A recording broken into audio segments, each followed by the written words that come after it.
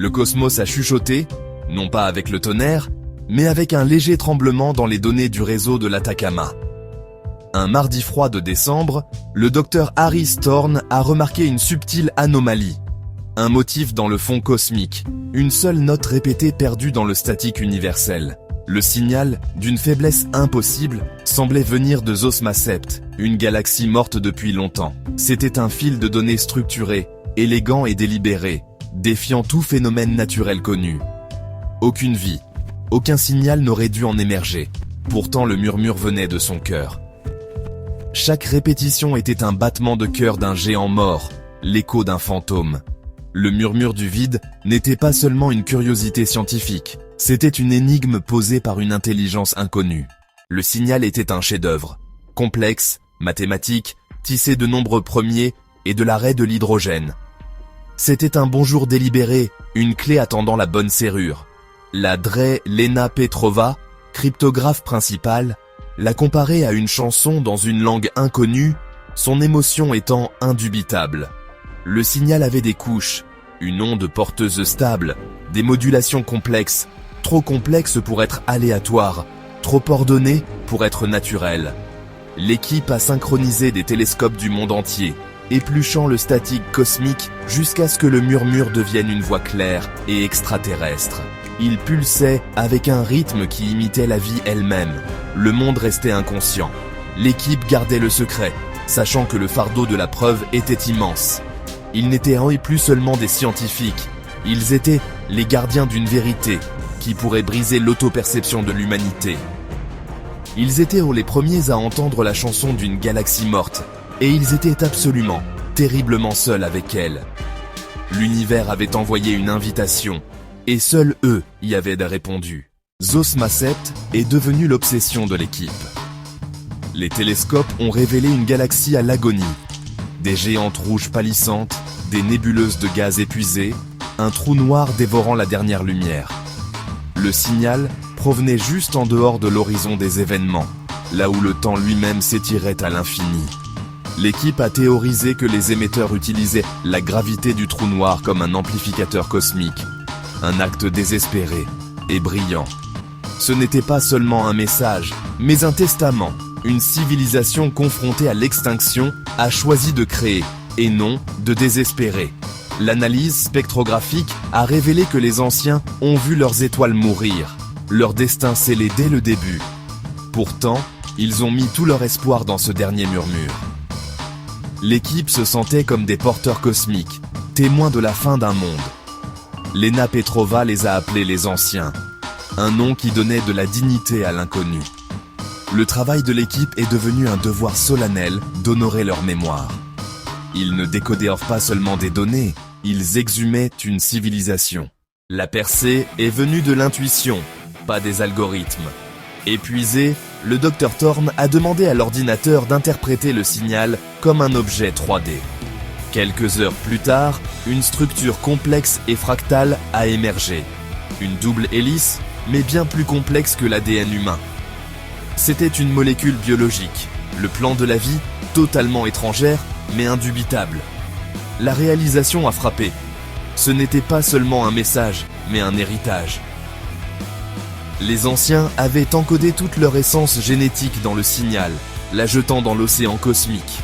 Ils s'étaient envoyés eux-mêmes, espérant que quelqu'un, un jour, écouterait.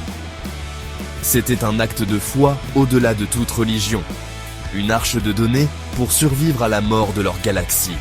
L'équipe était stupéfaite. Ils détenaient la recette d'un peuple éteint. Les anciens avaient choisi de survivre en tant qu'information.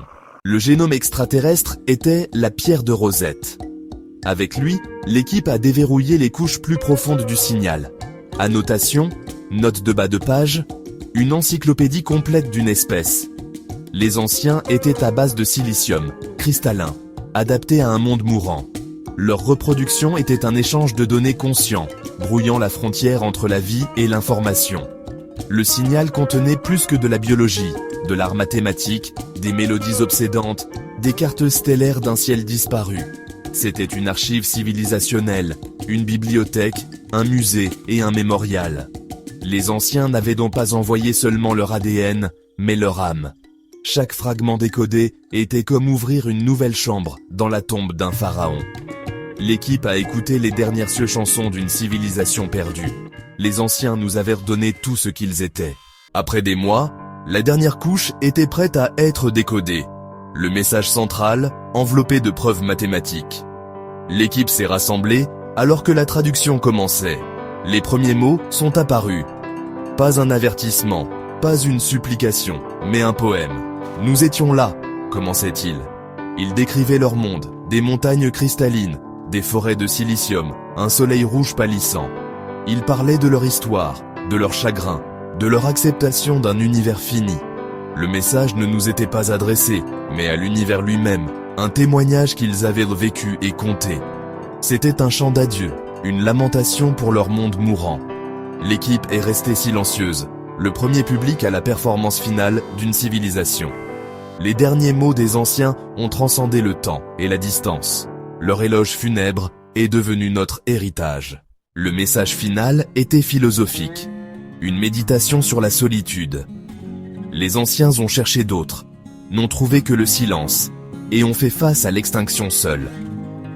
Leur plus grande découverte fut la rareté de la vie, une anomalie brève et magnifique dans un univers indifférent. Ils nous ont exhortés à chérir l'existence, à comprendre sa fragilité. N'ayant pas trouvé de compagnons, ils ont choisi de devenir des ancêtres, transmettant leur essence comme un don. Ils ont seulement demandé à être rappelés. « Vous n'êtes pas seuls », disait le message. « Nous étions là. Nous sommes avec vous maintenant, dans ce souvenir. Quand vous regardez les étoiles, sachez que l'une d'elles était notre foyer. Ne ressentez pas le silence comme une absence, mais comme un espace que nous avons jadis rempli. Vivez, créez, et quand votre heure viendra, chantez votre propre chanson dans l'obscurité. » Le message était un cadeau, une compagnie, à travers l'abîme du temps. Les anciens ont mis fin à leur solitude en mettant fin à la nôtre. Leur héritage était maintenant le nôtre à porter. L'humanité n'était plus seule, mais son seul compagnon était un fantôme. La révélation n'a pas apporté le chaos, mais un silence mondial, un chagrin partagé pour une espèce que nous n'avons jamais rencontrée. L'histoire des anciens est devenue la nôtre, une parabole cosmique qui a redéfini la philosophie, la science et l'art. Nous étions maintenant les héritiers d'une civilisation perdue, les gardiens de leur mémoire. Le débat a commencé, les ressusciter ou simplement se souvenir. Les derniers mots des anciens sont devenus un mantra. Vivez, créez, chantez votre propre chanson. Nos conflits semblaient triviaux à côté de leur exemple. Harris Thorne regardait souvent le ciel vide, où Zosmaset brillait autrefois, ressentant une connexion profonde. Le message des anciens avait planté une graine de sagesse et d'espoir dans l'humanité. Nous étions les héritiers d'une chanson vieille d'1 milliard d'années, et il était de notre devoir d'ajouter notre propre couplet. Des années passèrent. La connaissance des anciens devint partie intégrante de notre culture. Les enfants apprenaient leur histoire, les artistes puisaient en l'inspiration, les scientifiques étudiaient leur biologie. Les anciens devinrent nos partenaires silencieux, des ancêtres cosmiques. Leur solitude mit fin à la nôtre, mais nous laissa avec la solitude d'être le seul héritier. Le signal de Zosmaset s'est estompé. Le canal est devenu silencieux. L'univers était de nouveau silencieux, mais c'était maintenant un silence éclairé, un silence rempli de mémoire. Le docteur Harris Thorne, maintenant âgé, a réfléchi à une vie passée en tant que leur gardien. Il a honoré leurs souhaits, être rappelé, non exploité. L'humanité a commencé à composer sa propre mélodie, de nouveaux télescopes, de nouveaux messages pour les étoiles. Nous apprenions à être de bons ancêtres. Harris leva les yeux vers les étoiles, reconnaissant pour le don des anciens la perspective. Dans le théâtre silencieux du cosmos, nous n'étions plus seuls. Le silence a semblé, pour la première fois, comme un commencement.